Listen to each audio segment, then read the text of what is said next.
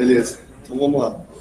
Boa tarde, pessoal. Primeiro, queria agradecer a presença de vocês aqui. Acho que essa situação que a gente está é bem importante para mim e para a apresentação dar certo, né? Para ela ter sucesso, essa presença de vocês aqui é bastante importante.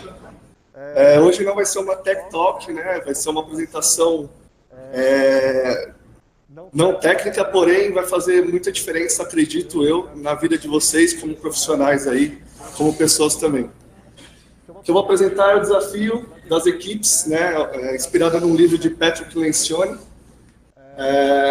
e ela responde mais ou menos por que algumas equipes não funcionam. Tá? Então, um pouco sobre mim, eu sou o Luiz Rezende, para quem não me conhece, algumas pessoas na Rivendell me conhecem como Esparta. Hoje eu sou Scrum Master no time de implantação e consultoria, né, um pouquinho da minha carreira, e tem mais ou menos 9 anos que eu atuo na área de tecnologia, já fui analista de suporte de sistemas, de banco de dados, e aqui na Rivendell eu conheci um mundo novo, DevOps, e depois atuando como Scrum Master, né. A minha inspiração para essa palestra, né, para essa talk, é esse livro, Os 5 Desafios das Equipes, né, que eu trouxe aqui 5 questões, 5 perguntas. Se uma delas é não, a resposta for não, quer dizer que já tem uma disfunção, já tem alguma coisinha que dá para você fazer para melhorar a sua equipe. O autor do livro é o Patrick Lencioni. Ele é autor, palestrante, é consultor também, fundador da The Table Group. E ele faz um trabalho de liderança, um trabalho em equipe aí que já causou impacto em algumas organizações ao redor do mundo. Quem não conhece ele ainda, fique à vontade para pesquisar, ele é uma pessoa bastante influente aí. Vamos lá, 5 desafios que impedem o sucesso de uma equipe. Existem 5 disfunções, né? São 5 pilares que podem ser disfunções que atrapalham o sucesso de uma equipe. O livro que eu li, ele conta uma história fictícia de uma recém-contratada CEO, a Catherine, que ela tem um desafio porque ela está numa empresa onde tem pessoas consideradas as melhores do mercado. A empresa tem um grande poder aquisitivo, superior aos seus concorrentes, e mesmo assim ela fica ali abaixo de 2, 3 empresas. Né? E por que isso? Então a Catherine entra na empresa para tentar melhorar a equipe justamente em cima desses pontos que eu vou passar para vocês agora. Só um prólogo aqui, né? Todas as equipes são potencialmente disfuncionais, isso porque são feitas de seres humanos e nós não somos perfeitos, né? Mas tudo isso, toda disfunção ela é identificável e é curável, né? Não é fácil, mas é possível que a gente consiga ajustar isso. Então, a primeira disfunção é a falta de confiança, né? Segundo Lencioni, confiança ela é a base para tudo, para toda equipe dar certo. Isso não só numa equipe profissional, e sim como esporte coletivo, ou até mesmo num casamento, que é uma equipe de 2 pessoas, mas a confiança ela é a base de tudo. Sem confiança, as coisas não funcionam bem. E uma equipe, né, que apresenta a falta de confiança, ela tem algumas características, como, por exemplo, esconder as fraquezas, né, os erros uns dos outros. Se eu não confio no meu colega, naturalmente eu vou esconder um pouquinho da minha fraqueza, não vou me expor tanto. Receio de pedir ajuda ou feedback também é uma característica de falta de confiança, né? Eu não tenho confiança no meu colega para pedir uma ajuda. Eu não sei se ele vai me julgar, se ele vai achar que eu sou um profissional ruim. E também hesitam em oferecer ajuda para quem atua fora de suas áreas de responsabilidades.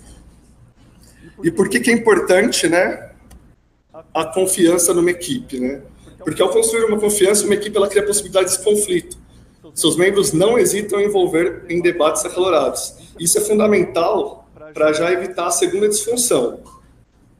Né? A segunda disfunção, que é o segundo degrau aí da pirâmide de Lencioni, é o medo de conflitos. Conflitar não é chegar e dar uma voadora no seu colega, não, gente. É conflitar ideias, né? É aquela pessoa que simplesmente aceita tudo, isso não é bom para a equipe. Trazendo para o nosso mundo aqui, quando a gente está fazendo um planejamento, por exemplo, e a gente tem lá o nosso momento de contabilizar quantas horas serão necessárias para cada atividade, ou quantos pontos. Se o meu colega fala e eu não concordo com aquilo, eu tenho que mostrar que eu não concordo e explicar o porquê. Se eu simplesmente aceitar, se eu simplesmente tiver medo de conflitar, isso pode ser um problema para a equipe no futuro. Então, as características de uma equipe que não conflita, né, normalmente tendem a ter reuniões entediantes, né? O ambiente é propício à politicagem ou ataques pessoais, né? Ignoram questões controvérsias fundamentais para o sucesso da equipe. Então, às vezes, a pessoa ali, o colega do lado, ele tem uma ideia muito boa, mas ele não expôs, ou então eu mesmo, como Scrum Master, não pedi a opinião dele ali, de repente a ideia dele pode conflitar com a minha ideia, com a ideia do tech lead do time, e pode fazer sentido, entendeu? Então, a gente tem que explorar aí todo o time. Por que é importante, né, você fazer o conflito? Quando os membros de uma equipe eles promovem os conflitos produtivos, levam em consideração as opiniões de cada um. O grupo pode assumir um compromisso com a confiança e acatar uma decisão sabendo que se beneficiou das ideias de todos. É justamente isso que eu expliquei. Quando todo mundo expõe sua opinião ali, de repente a ideia formada junto ali, a gente consegue chegar num resultado melhor. E também é uma chave para evitar a terceira disfunção, que é o comprometimento.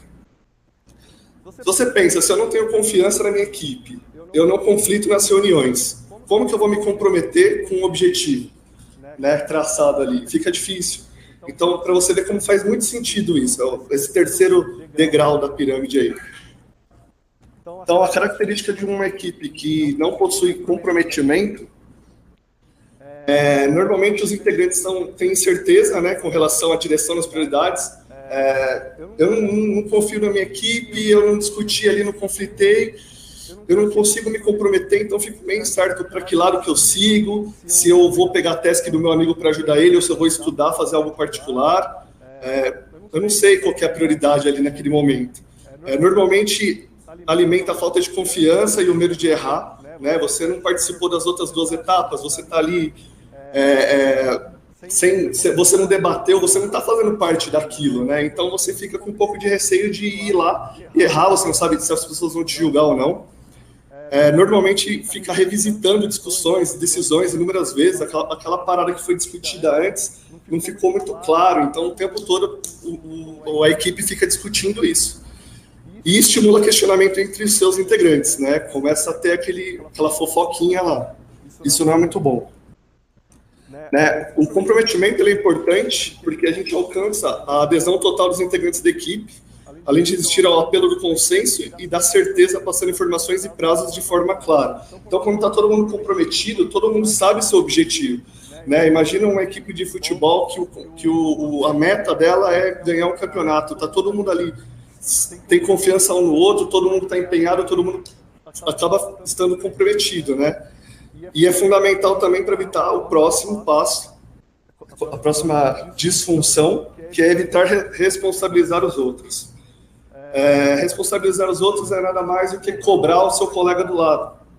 Né? Você cobra se ele está com baixa produtividade, se ele está faltando, ou se ele está enrolando muito, se ele está chegando fora do horário. Uma equipe que ela é comprometida, naturalmente, ela cobra os seus colegas, né? Um exemplo que eu comentei do time de futebol aí, está todo mundo comprometido e tem um cara lá fazendo cera, cai no chão toda hora, os caras vão cobrar ele. Não é só o técnico, é o próprio colega de equipe que vai lá e cobrar o cara, entendeu? A característica de uma equipe que não responsabiliza os outros, né? Ela cria ressentimento entre os integrantes que possuem diferentes padrões de desempenho. Isso também é importante explicar aqui. Imagine que na equipe, 4 pessoas estão lá mandando bala e um cara está mais devagar. E a equipe não cobra o cara para ele estudar um pouco mais, ou então o cobrar que eu falo não é cobrar duro, não. É chegar junto, é conversar. Tem várias formas de você cobrar, né, um membro de uma equipe. E aí, naturalmente, ele começa a ver que o padrão de desempenho dele está baixo, e isso aí pode desanimar o próprio cara. Então, é importante passar esse feedback para ele. Né, para cobrar, né, responsabilizar os outros, é importante para o próprio membro da equipe lá que está abaixo. Né? Uma equipe também que não cobra os outros estimula a mediocridade, a equipe sempre está lá na média, nunca supera as expectativas, né? Está sempre ali mediana, e normalmente perde prazos fundamentais, né? Se eu não estou cobrando o meu colega ali, como é que eu garanto que eu vou chegar no final da sprint e entregar todos os incrementos ali? Né? Eu acabo perdendo um prazo porque o cara está abaixo, ninguém cobrou ele, o cara acha que ele está tranquilo ali. A importância de você responsabilizar os outros é que normalmente você evita que os membros fiquem propensos a voltarem a sua atenção para suas próprias metas e desafio. Então, o foco ele é único para o resultado do trabalho. Todo mundo está focado na entrega da sprint, por exemplo. Todo mundo está focado em ganhar o campeonato, entendeu? E isso evita a quinta disfunção, que é a última, mas não a menos importante, que é a desatenção para os resultados. O que é a desatenção para os resultados? É quando tem um membro de uma equipe que ele até é comprometido e tal, mas lá no final ele não se importa tanto se ele atingiu ou não a meta. Muitas vezes isso pode ser, né, caracterizado que a equipe está estagnada, raramente supera seus concorrentes, então ela está sempre ali na medíocre, ali, né, não evolui. Costuma perder membros voltados para o alcance de objetivos. Então, se você está numa equipe que é bem engajada e aí tem um membro que ele é desatento para os resultados da equipe, começa a gerar um atrito interno e aí a pessoa pode até sair do time ou da empresa, por exemplo. Outra característica, estimula seus membros a se concentrarem em objetivos individuais. Então, o cara, por algum motivo de ego, por exemplo, ele pensa mais no objetivo dele, pessoal, do que no objetivo da equipe. Mais uma vez, fazendo uma analogia com o futebol. Imagine que um atacante, ele está lá, só pensa em ser o artilheiro, só pensa em fazer o gol. Tem um colega dele livre na área, ao invés dele passar para atingir o objetivo da equipe, que é ganhar o jogo, ganhar o campeonato, ele está pensando muito nele, em ser o artilheiro. Então, isso daí é uma disfunção, né, referente à desatenção para os resultados. Isso quebra uma equipe. Não importa se é dos melhores jogadores ou dos melhores técnicos, isso pode quebrar uma equipe. E última característica, que perde facilmente o foco. A importância, né, que uma equipe que ela se assume publicamente comprometida com os resultados, elas têm mais chance de trabalhar com afinco para que os resultados sejam alcançados.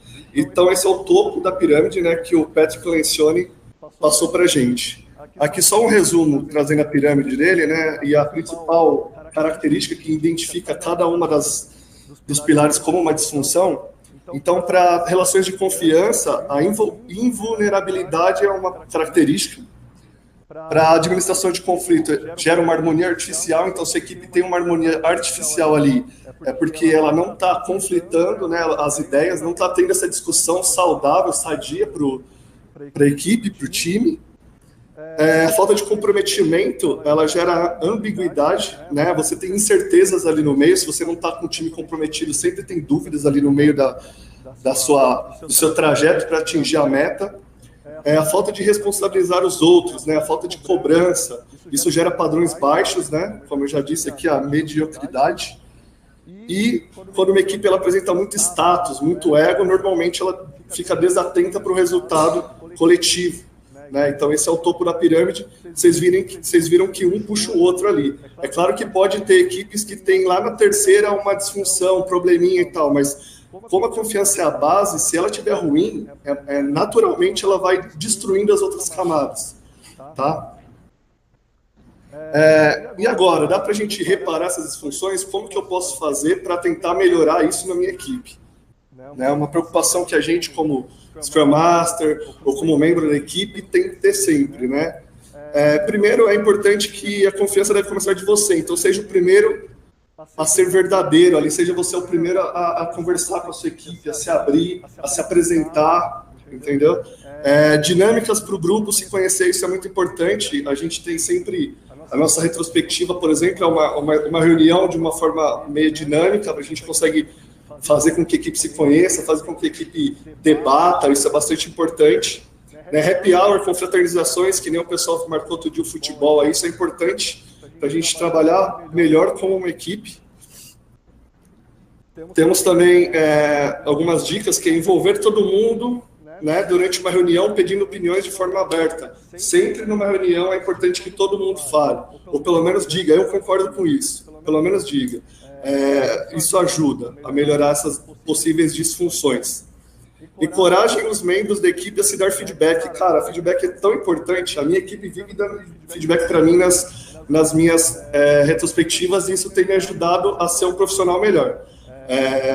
A gente tem um fluxo que a gente discute, e aí se alguém pisa fora ali, opa, o time vem, traz e mostra isso. Então é importante o feedback sempre. Gerar relatórios e desenvolver um bom gerenciamento por objetivo. É importante isso estar claro para todo mundo, de alguma forma visível também, né? Então a gente tem hoje o Gira, que a gente coloca lá as nossas metas, que é a sprint. Nós temos um Kanban na parede, nós temos tudo isso muito bem desenhado ali para ficar muito claro, né? E não gerar dúvida para ninguém aí no decorrer da jornada aí. Para provar para vocês que isso funciona, eu trouxe aqui na prática, eu apliquei um questionário no meu time, cerca de um mês atrás. Obviamente, eu não expliquei para eles do que se tratava, que seria de uma apresentação, não passei essas 5 disfunções nem nada, para que o resultado fosse o mais sincero possível. Foi respondido por 6 membros do time, o Brian ainda não era do time, era o Palácios. Né? Então eu dividi aí, o livro traz um questionário, tá? Mas eu adaptei ele para o nosso modelo aqui. Então são um questionário básico com 15 perguntas, né? Onde o ponto somava 1 ponto para cada resposta raramente, 2 para cada resposta às vezes e 3 para cada resposta com frequência. Tá? Está bem simples de ser calculado aí. Então, como são 5 disfunções, eu peguei 3 questões para cada disfunção. O mínimo de pontuação seria 18. Se todo mundo votar 1, né, daria 18 para aquela disfunção, e o máximo 54. Essa é a classificação. Então, para a primeira disfunção, que seria a confiança, o time ele atingiu 50 pontos. De 54 eu considero muito bom. Né? Demonstra que o time não tem problemas em esconder fraquezas ou pedir feedback. O time tende a oferecer ajuda e entende a capacidade e a importância de cada um do grupo. Então, aqui tem as questões. Você vê que na questão 12 ali teve 1 raramente, 1 às vezes, nessa aqui teve 1 raramente, mas a maioria assinalou como com frequência. O segundo seria referente a conflitos, o time fez 50 pontos também, demonstra que o time não tem problema em gerar conflitos calorosos, ouvindo a opinião de todos. Facilita para que o grupo assuma o compromisso em prol do time. O terceiro, que é referente a comprometimento, o time fez um pouco mais, 52 pontos. O time é bastante comprometido, fazendo o melhor para que as entregas sejam feitas no prazo e com qualidade. Então, toda vez que a gente decide uma sprint, e a gente decide isso junto, né, lá numa sprint planning, o time depois se cobra o tempo todo. O time todas as dailies, já aconteceu de uma pessoa comentar, olha, eu concluí minhas atividades e nesse momento eu estou tranquilo. E o outro membro falou assim, então, você acabando a daily, senta aqui de uma hora que precisa de uma ajuda. Isso aconteceu e eu fiquei muito feliz em ver isso, porque foi graças a algumas reuniões que nós tivemos e a gente vê que o time está evoluindo. A quarta, que é responsabilizar os outros, está um pouquinho só abaixo, mas ainda é considerado bom, que é 49 pontos. Mostra que o time costuma cobrar o desempenho e postura dos membros da equipe em prol da entrega, né, dos incrementos, aí eu usei a palavra errada, para atingir a sprint planejada. A quinta fez um pouquinho menos de ponto, 40, então já fica um sinal de alerta aí. O time mostra que está bem, porém precisa ficar em alerta para que os resultados do time... ficarem alertas para os resultados do time.